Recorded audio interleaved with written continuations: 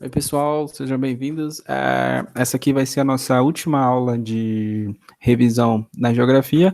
Essa aula aqui eu vou tratar com vocês a revisão para a Unesp, né? E eu vou tratar com vocês questões da Unesp sobre dois temas. Primeiro, climatologia e depois blocos econômicos. Então, vamos começar. Eu já estou apresentando aqui, deixa eu só alternar a tela aqui. A gente vai começar com essa questão que ela é bem simples. Não é uma questão difícil, ela vai pedir dois conceitos bem básicos. Primeira sentença ela vai falar. É o valor angular do arco de meridiano compreendido entre o equador e o paralelo do lugar de referência será sempre norte ou sul. E a sentença 2 é o valor angular junto ao eixo da Terra do plano formado pelo prolongamento das extremidades do arco compreendido entre o meridiano de Greenwich e o arco do lugar de referência, considerando-se este plano sempre paralelo ao plano de Equador, será sempre leste-oeste. E aí vai perguntar no excerto 1 e 2 a que correspondem, respectivamente, essas sentenças. Então, lembrando aqui, latitude e longitude, esse desenho explica muito bem.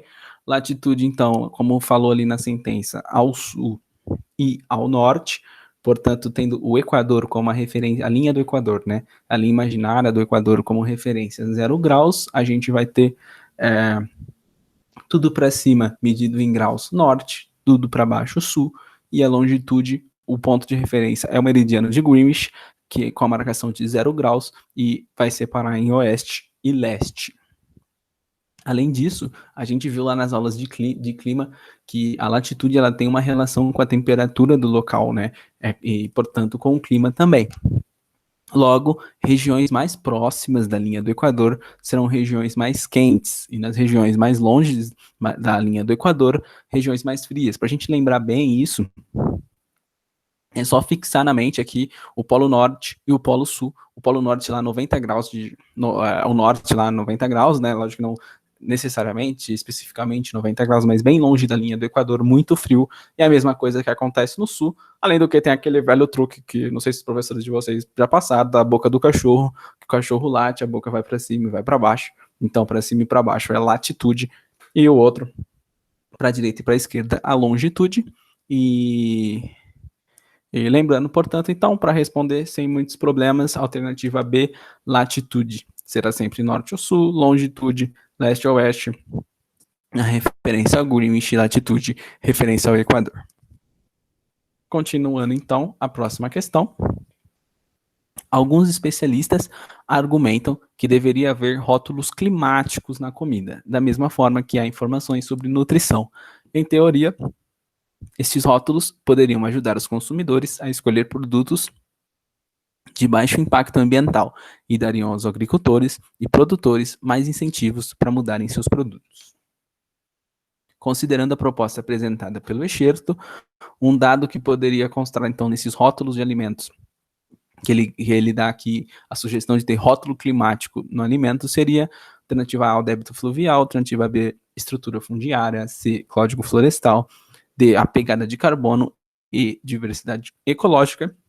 Dessas alternativas aqui, mais interfere no clima, a gente vai destacar a pegada de carbono e a gente vai relembrar o carbono no efeito estufa. O que é o efeito estufa? Efeito estufa. Um processo, portanto, natural que permite o aquecimento da Terra e, portanto, permite manter-se nessa temperatura condizente com a vida. No entanto, um efeito que vai sendo intensificado por ação do homem, principalmente pela emissão de CO2 para a atmosfera. Portanto, explicando aqui, os gases do efeito estufa, eles vão permitir que, principalmente aqui o CO2 e o vapor d'água, mas principalmente o CO2, eles vão permitir que a luz do sol passe por eles, e aí parte dessa energia vai ser refletida pela nuvem, pela superfície terrestre. Só que os gases do efeito estufa, eles vão reter esse calor e vão mandar de volta para a superfície, gerando então mais calor. E agora, com a emissão alta de CO2 para a atmosfera, vai aumentar essa concentração de gases de efeito estufa e vai induzir então vai gerar mais calor ainda do que o normal, induzindo então ao aquecimento global, um dos fatores causadores do aquecimento global, portanto, é a emissão de CO2. Além disso, eu trouxe outra coisa para relembrar aqui para vocês, que é a chuva ácida. A chuva ácida está relacionada com os óxidos de enxofre e nitrogênio, que eles vêm principalmente de fábricas e veículos, que eles vão para a atmosfera. Lá eles vão sofrer diversas reações químicas e vão precipitar em forma de chuva, chuva ácida. Essa chuva ácida ela vai deteriorar edifícios e monumentos históricos, ela vai prejudicar as pessoas causando doenças respiratórias, o solo ele fica ácido, ele danifica as plantas, danifica as árvores, as plantas absorvem essas substâncias ácidas, os lagos, a água é envenenada, mata a planta, mata animal, então ele traz problemas ecológicos também, problemas de saúde e problemas para a cidade. E voltando então para a questão, a resolução aqui do objetivo, ela vai trazer essa informação de que a única alternativa que realmente está ligada ao efeito estufo ao efeito, a questão climática, né, é a questão da emissão de O2, por conta desse fenômeno do efeito estufa, que é um indicador, é um dos causadores do aquecimento global. E pegada de carbono, ela é nada mais, nada menos do que uma medida que quantifica a concentração de carbono que cada produto coloca na atmosfera durante o seu ciclo produtivo. Mais uma questão de clima, essa questão aqui ela vai trazer 2 climogramas, essa é uma questão que caiu, se eu não me engano, na prova de literatura, para vocês verem, né?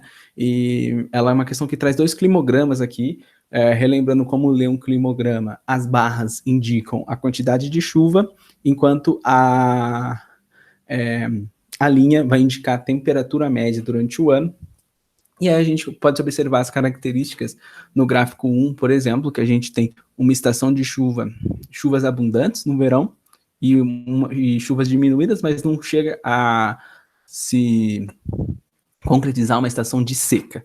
Enquanto no gráfico 2 a gente tem muita pouca chuva, temperaturas altas, pouca chuva, e uma estação muito grande de seca. Chuva é muito concentrada, para vocês verem aqui, ó. Só uma barrinha chega lá acima dos 100 milímetros, o resto chove muito pouco. As dinâmicas climáticas representadas nos gráficos 1 e 2 correspondem, respectivamente, aos espaços retratados em... Aqui, no caso, a questão pediria para vocês terem a questão pede um conhecimento de literatura e de geografia, para vocês conseguirem relacionar aqui as cidades onde cada uma dessas coisas acontecem, mas só pelos gráficos a gente consegue imaginar que isso aqui seja para o Sudeste, que é um clima tropical, por ele não... por essa abundância de chuva e essa temperatura estável tropical de litoral, portanto, o Rio de Janeiro, por exemplo, onde passa Memórias Póstumas de Brás Cubas, seria um excelente local para representado, que esse climograma estaria representando, e aqui muita seca, pouquíssima chuva, sertão nordestino, portanto, vidas secas, de Graciliano Ramos, e agora a gente vai fazer essa revisão dos climas do Brasil, uma revisão bem concentrada, tem lá, se vocês quiserem depois dar uma olhada, com mais detalhes, falando também das massas de ar que atingem o Brasil, muito importante para essa prova da Unesp. Clima equatorial, região norte e centro-oeste, vai ter uma alta temperatura e um grande índice de chuvas o ano inteiro. Clima tropical, a gente vai ter uma variação entre períodos secos e úmidos e não tem muita variação térmica.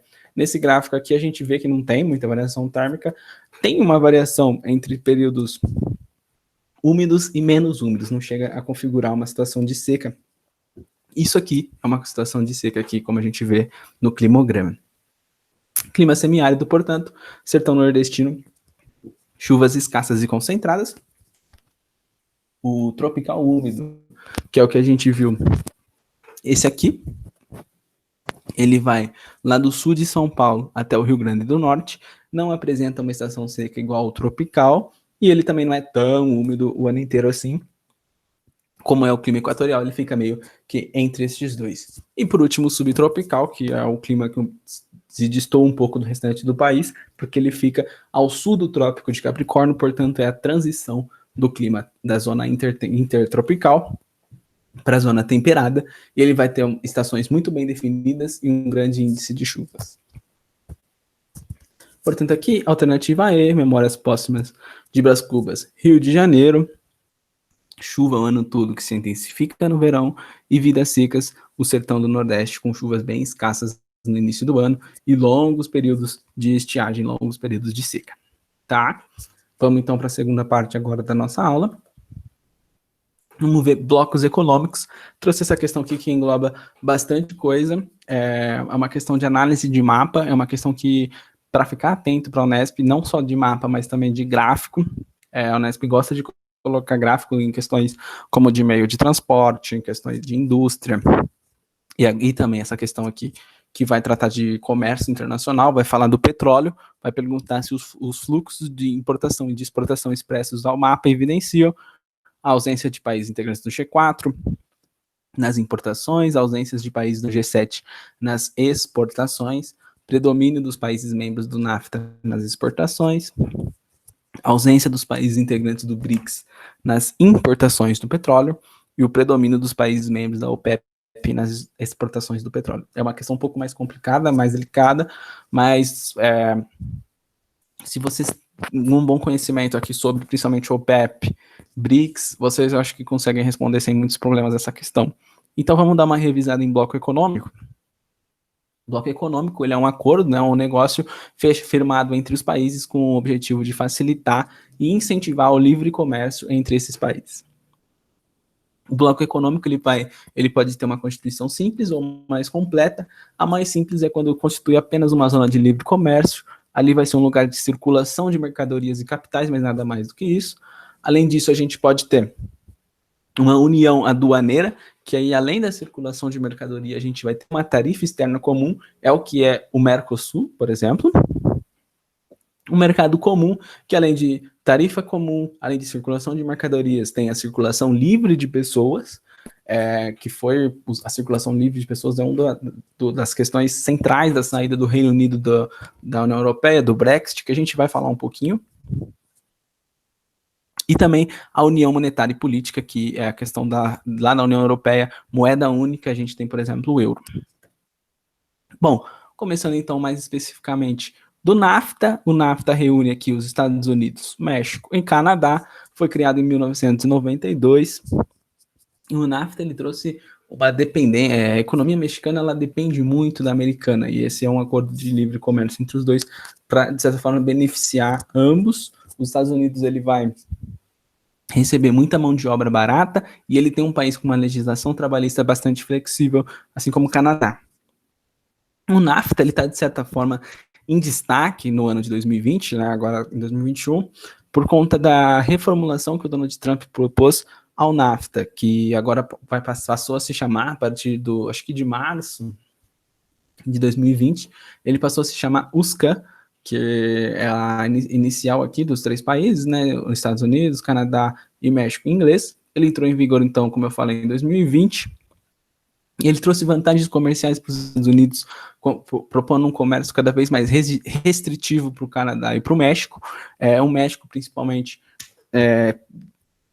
aceita esse negócio por conta, agora ainda com as dificuldades da pandemia, então para o México é bom ter os Estados Unidos como um aliado, mas foi um processo bastante turbulento e de bastante incerteza. Eu vou trazer, inclusive, um artigo para vocês, uma notícia, né, que fala dessa questão da USCAN, para vocês darem uma lida, com calma aí depois, para se localizar nesse processo NAFTA-USCAN que entrou em vigor agora em 2020, tá bom? Bom, a Mercosul, que é o bloco econômico a qual o Brasil pertence, ela é uma zona de livre comércio desde 1991, onde foi assinado o Tratado de Assunção por Brasil, Uruguai, Argentina e Paraguai. E 4 anos após, em 95, foi colocado em vigor a tarifa externa comum, então se tornou uma união aduaneira. Além desses 4 países, a Venezuela, ela chegou a entrar em 2012, mas ela foi suspensa pelos outros membros em votação unânime, por conta da ruptura democrática que ocorreu no país, de toda turbulência na Venezuela. e a Bolívia ela manifestou interesse em entrar no ano de 2015. O Mercosul ele sonha em ser um mercado comum, mas ele esparra ainda nessas disparidades econômicas. O Brasil e a Argentina, por exemplo, são países que têm uma certa industrialização, enquanto o Paraguai e a Venezuela, por exemplo, depende muito das exportações. Continuando, a gente tem também a ASEAN, que é a Associação das Nações do Sudeste Asiático, que ela reúne todos esses países aqui, ó, depois vocês podem ver com mais calma, são 10 países, ela funciona, ela é uma zona de livre comércio, portanto, e que funciona a partir de 1922, e com todos esses países, e que eles se juntaram por conta, para tentar uma estabilidade política e econômica. Agora, por último, a União Europeia. A União Europeia ela é criada em 1957 em um contexto de Guerra Fria e também de uma reconstrução pós-guerra, né? A guerra ela aconteceu em território europeu, então ela trouxe muito prejuízo para os países europeus. Então, a Alemanha, Bélgica, França, Itália, Luxemburgo e Itália decidem se juntar nessa comunidade econômica europeia, que depois vai vir a ser a União Europeia, que hoje conta com 28 países. Em 1992, o Tratado de Maastricht ele define uma integração monetária e econômica, ou seja, eles chegam ao consenso de ter uma moeda única, e um outro acordo importante da União Europeia é o Acordo de Schengen, que vai definir a livre circulação das pessoas. Então, em 1999, vai ser projetada essa nova moeda, o euro. No entanto, nem todos os países são obrigados, né, a adotar o euro como uma moeda. O exemplo disso principal acho que é o Reino Unido, que mesmo quando pertencia à União Europeia, continuou usando a Libra. E aí vem o Brexit. O Brexit foi um plebiscito onde as pessoas do Reino Unido votaram por deixar a União Europeia. Mas por que o Reino Unido quis sair da União Europeia? A livre circulação das pessoas acho que foi o motivo principal. A crise dos refugiados nessa década passada, as fronteiras e alguns ataques terroristas, por exemplo, o ataque na Bélgica, foram os fatores que levaram ao Reino Unido a sair da União Europeia e a tomar medidas mais restritivas quanto à imigração. E o Brexit ele entrou em exercício no passado, e também vou tentar trazer para vocês uma notícia mais atual falando sobre o Brexit. Bom, a gente vai ter agora falar um pouco do BRICS. O BRICS ele não é um bloco econômico, ele não apresenta essa estrutura, essa legislação de bloco econômico, esse acordo formal. O BRICS ele surge como uma sigla no meio acadêmico, no início do século XXI, justamente tratando desses países, Brasil, China, África do Sul, Índia e Rússia, tidos como países emergentes. Países emergentes são aqueles que estão ali no meio caminho entre sair da condição chamada de subdesenvolvida para a condição de desenvolvido. Só que esses países... Só um minuto...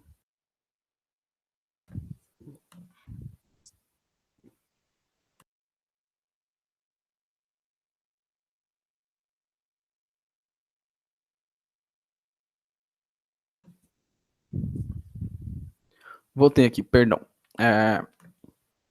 Como eu ia dizendo, esses países eles não compõem um bloco econômico, mas eles compartilham de posições semelhantes no cenário internacional, que é essa posição de país emergente, o país que está ali na transição, saindo do subdesenvolvimento para tentar se industrializar, para tentar se transformar num país desenvolvido.